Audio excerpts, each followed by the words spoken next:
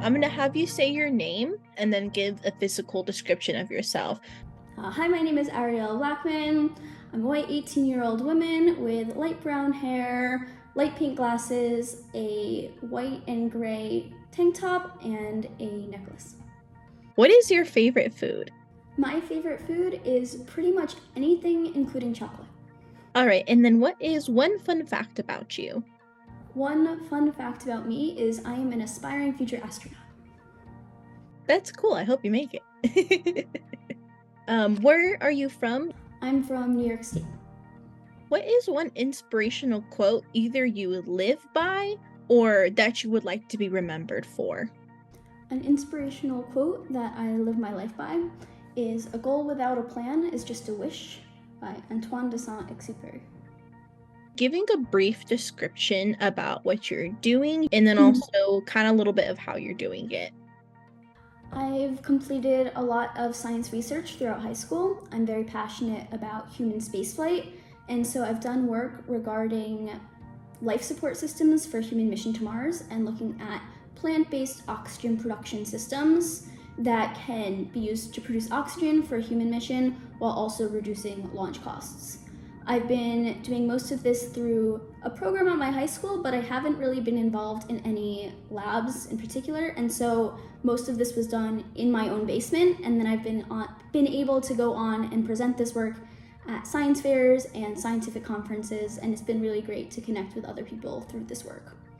As part of this research, and also in general, I want to go into aerospace engineering and eventually hopefully be an astronaut one day. I've gotten very into issues regarding women in STEM and the accessibility for women to have roles in STEM fields. And so I developed a Women in STEM program where I've worked with local Girl Scout students to use creative methods to teach about important women in particularly aerospace and astronomy fields, and to help teach them about these women and help them to be inspired by them and make potentially their own decisions based on learning about how important these women are. What was the moment that made you want to start your type of research or made you want to start the STEM group? One moment that really made me want to get involved in helping young girls pursue STEM fields is that I started applying to college a year, 2 years ago, and looking into and researching colleges, and I just graduated high school. But when I was doing this research, I knew I wanted to go into engineering, and so I was looking at engineering schools, and I saw that everyone says, oh yeah, women have so many more opportunities in STEM now, and it's so much better than it was. And while that's true, when I was doing this research, there were schools that had 25-30% women in their engineering programs. And then specifically aerospace engineering, there's some schools where less than 20% women. And so I just had this moment where I thought to myself, I thought that it was so much better, and I didn't realize how unbalanced things still were right now. And so think about that there are students 1, 2, 3 years older than me that might be the only girl in some of their classes, in their engineering classes. And that was just sort of a really shocking moment to me. And I knew that even if women are being treated better than they were, it's still definitely not perfect. And that, even if it's still not balanced when I'm in college, just keep working on helping younger students have an interest in this and know that that's something that they can pursue was really important to me. What was the first step you took to start your group? The first step I took to wanting to begin my educational program was I really just started thinking about things that I could do and passions and skills that I have. And so the basis of my group is actually rewriting song lyrics, Disney songs, to talk about different women in STEM, and sort of changing this perspective to be from, these songs that are initially about these Disney princesses, but talking about real life heroes who are women in STEM. And so I have had this experience with music, is a passion of mine, and I've actually done little songwriting, song parody writing things with my sisters. And so I think really the first step was just being able to look at these multiple interests of mine and say, how can I combine them to make a difference? And then based on that, I was able to create these videos of these songs and then go about creating a program around them where I could present them to students and help them to create their own creative measures of teaching and learning about these important women. What advice would you give to a friend who also wants to get into the STEM field but feels like intimidated by it? If I had to give advice to a friend who also wants to get into a STEM field but is intimidated, I would just say to make sure to focus on what your passions are. I think one of the reasons I've gone as far as I have already is just it's going into STEM and aerospace has always been something that I've been extremely passionate about from a very young age. And so just holding on to that and saying, no matter who else is in my classes or what other people say, this is something that I really care about and something that I'm good at and something I want to pursue. And I'm not going to let other people get in the way of that.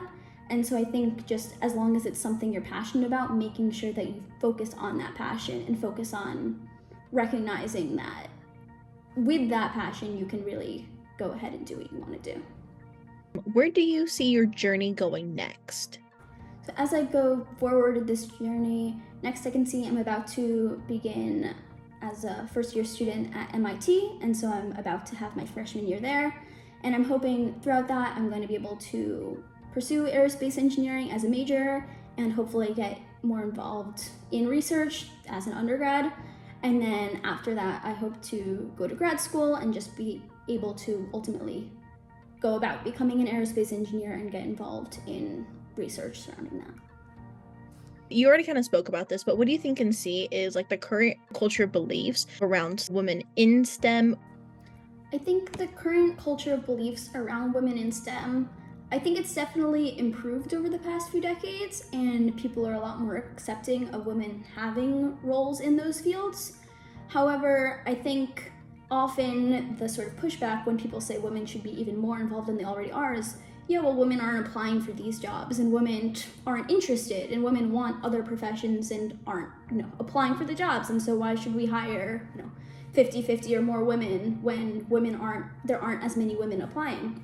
And to that I'd say, yes, maybe there are fewer women applying for a lot of these jobs right now, but maybe it's not that women overall are less interested. It could just be that it's very intimidating to try and go into a male-dominated field, and so people are held back just because, not out of a lack of interest or a lack of skill, but just because, if you look at a job field and it's primarily men, you don't want to be the only woman in the room. And so I think the only way to really encourage women to go for these positions is to hire more women and to have more women in these fields so that people are able to go into things that interested them or into things that they're good at. And so I think it's just really important to sort of start the ball rolling so that the field as a whole is more accessible. So what is your cultural background and how does it affect your work? My background has been shaped by parents and family and friends who've always been very supportive of me wanting to go into STEM fields. And as a little kid, I said, I want to be an astronaut, and my parents and family were completely behind me and supported me every step of the way. And I think it's very fortunate because there definitely are students and other girls around the world who don't feel that same amount of support. And so I think having that background and being appreciative of that background has really helped me want to reach out to other people who may not feel that same level of support. And having me and other people who do have the support being able to reach out and say, yes, but even if you haven't historically had that support, there are people out there who will support you and will help you if you want to go into STEM fields, and you're capable of doing that as well. Have you traveled for your program or spread your message or anything like that? For the science research I've done, I have traveled to many places across the country for conferences and science fairs and things like that. And one of the things that's really stood out to me is I've been able to meet so many other incredible people and high school students who are also involved in research.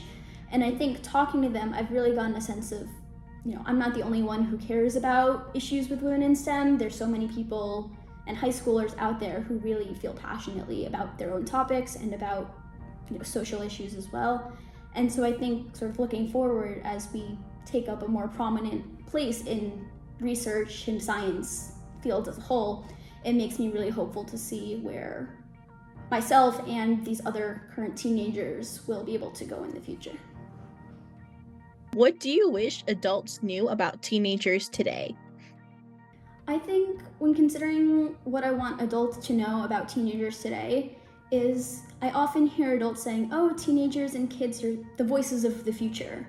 And what I'd say in response to that is, yes, that's great, but looking around, so many teenagers that I've seen are taking real action today and already taking action. And why should we have to wait until we're in our mid-30s and already stuck in a world that we don't like and we don't want to be a part of before we can start changing it?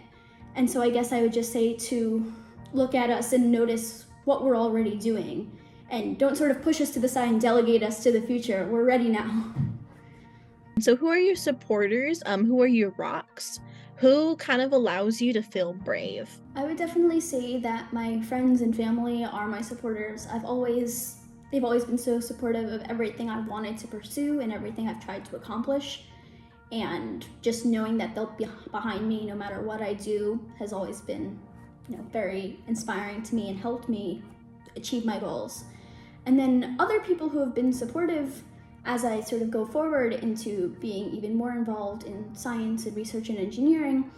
As I've done my own science research, I've reached out to so many scientists and engineers who are professionals in the field right now for advice and to ask questions. And every single one of them has been so incredibly supportive and helpful, and it's really just demonstrated how open the scientific community is and how helpful people are. And that's just been really comforting as someone who wants to then go into that and be part of that community, just seeing how welcoming everybody has been. Who, if anyone, has inspired you or your work?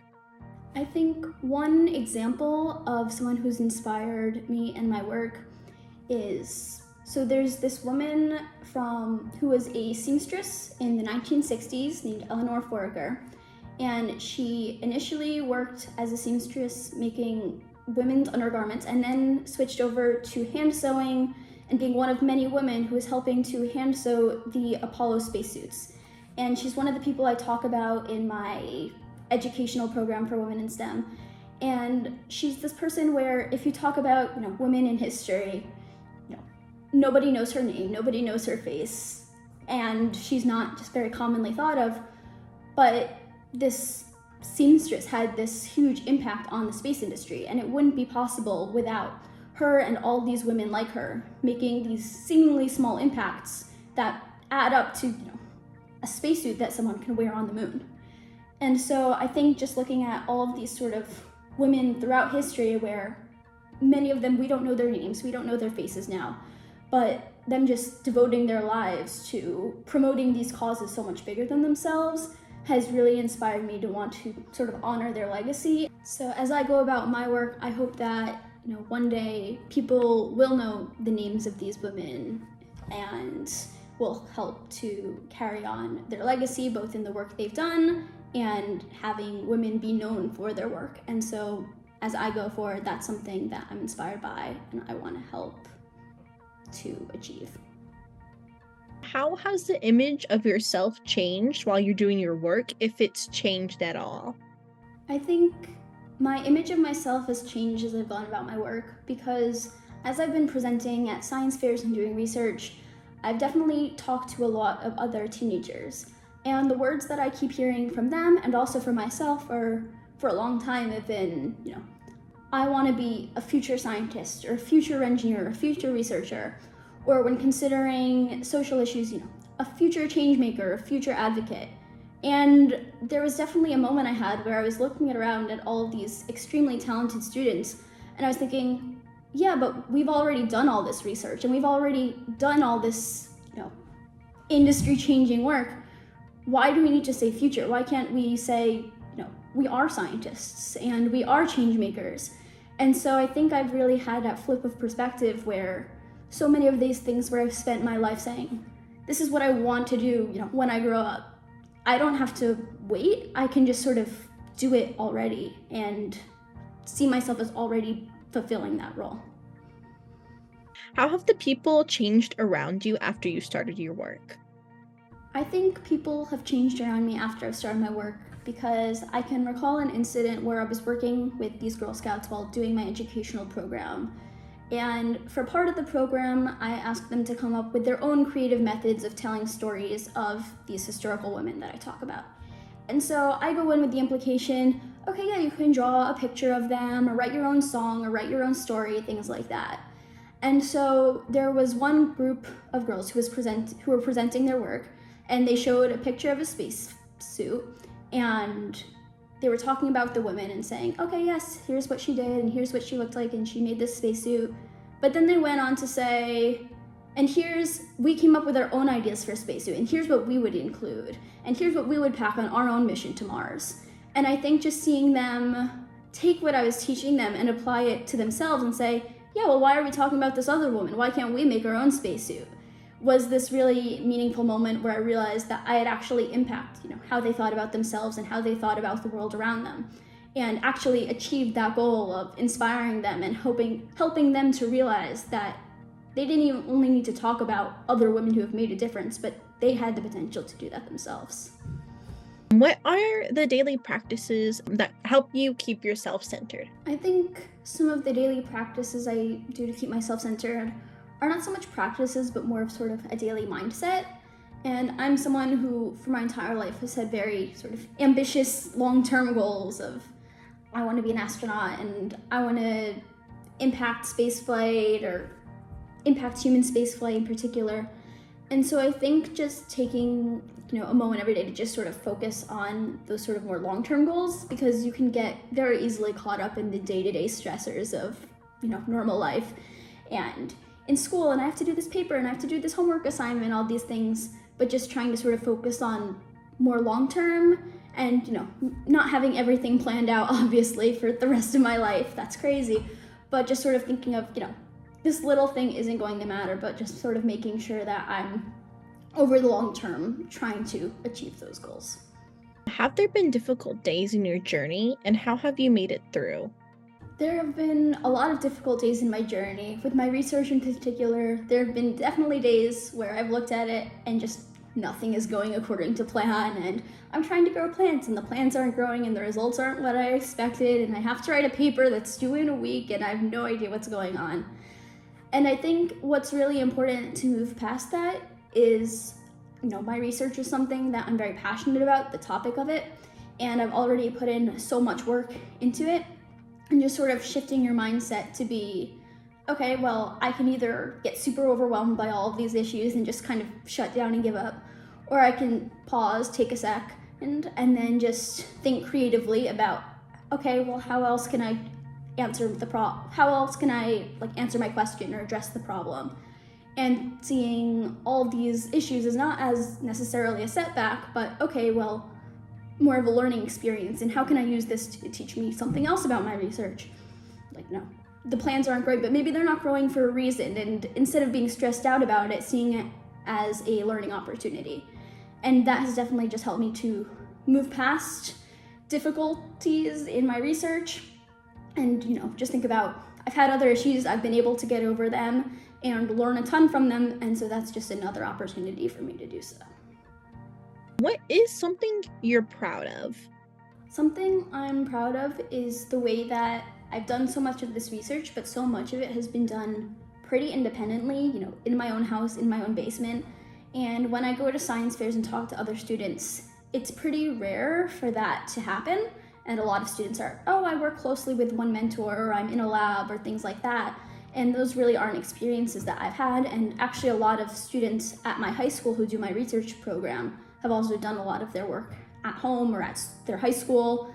And so I think that's definitely challenging at times, but looking back at my experiences, it's definitely helped me to really think about my research in a new way and be able to, every single little detail is something that couldn't just turn to someone and ask a question. I have to reach out and send dozens of emails to dozens of professionals, or reading scientific articles to try and find an answer. And so I think by doing that, I've gained really a much greater understanding of sort of the scientific process as a whole and how you go about answering questions, and just given me a really in-depth, thorough knowledge of my work.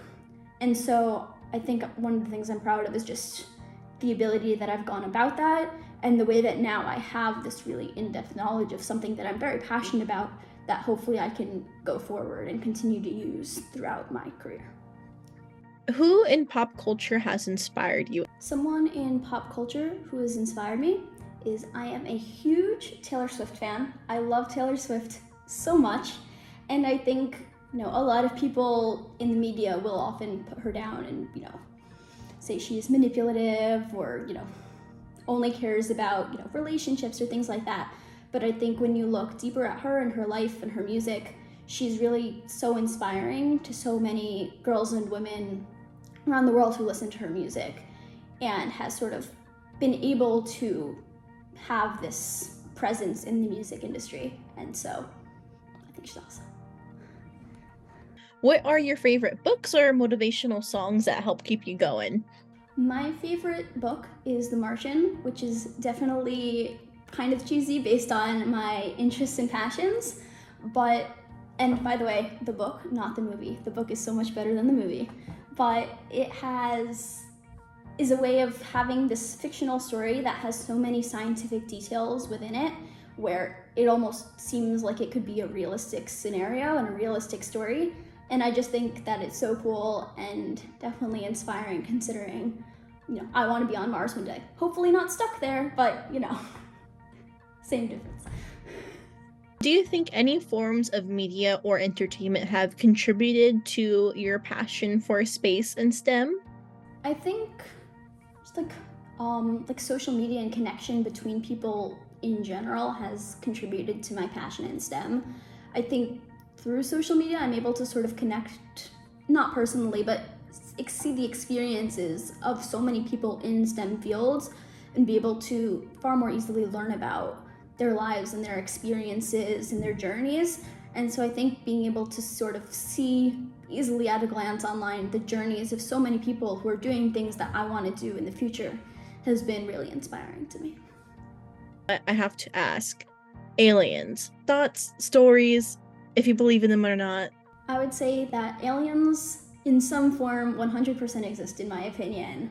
I don't think it's the sort of, little green men on Mars that everyone, thinks about, in the movies or things like that. But to me, it seems crazy that in all of the universe, which is so incomprehensibly large, that the only life that would exist is on Earth. It just seems unreasonable to me. And so, yeah, aliens exist. What would you tell your younger self, and how would that differ than what you would tell your future self? I would tell my younger self that even if times are difficult, to just keep persevering and keep pushing forward, and that eventually I'd be able to have an impact on people and begin to pursue my goals because my current self is doing that.